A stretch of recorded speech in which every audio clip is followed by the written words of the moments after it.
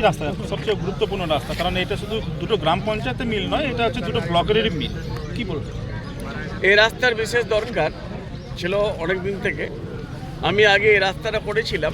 এই রাস্তা নিয়ে অনেক গণ্ডগোল হয়েছিল। যারা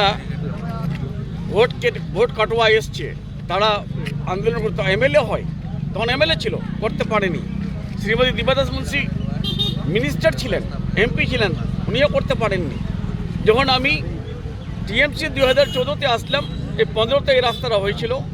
15-র পার আলেম আলীর তোমার সভাধিপতি ছিল, এনপিটি থেকে আমি করাইছিলাম এই রাস্তাটা। আর ওই রাস্তাটা বেহাল আছে। তা আমি মনে করেছিলাম যে দেবশ্রী রায় চৌধুরী জিতে গেলেন এখান থেকে, উনি করে দিবেন, উনি মন্ত্রী ছিলেন। তারপরে আপনার কার্তিক পাল এমপি হলেন, উনি করে দিবেন। এরা কিছু কেউ করতে পারলেন না। লাস্টে আমাকে আমার দিদিকে বলে 194টা রাস্তা আমরা প্রপোজাল পাঠিয়েছিলাম। ওর মধ্যে একটা ফার্স্ট প্রায়োরিটিতে এটা দিয়েছিলাম।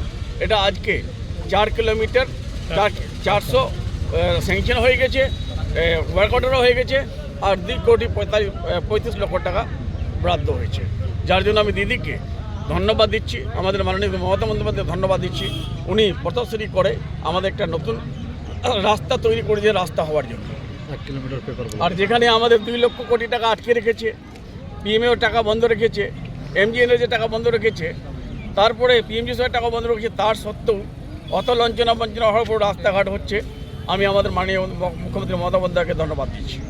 মামাটি মানুষ জিন্দাবাদ, জিন্দাবাদ, জিন্দাবাদ। মামাটি মানুষ জিন্দাবাদ, জিন্দাবাদ, জিন্দাবাদ।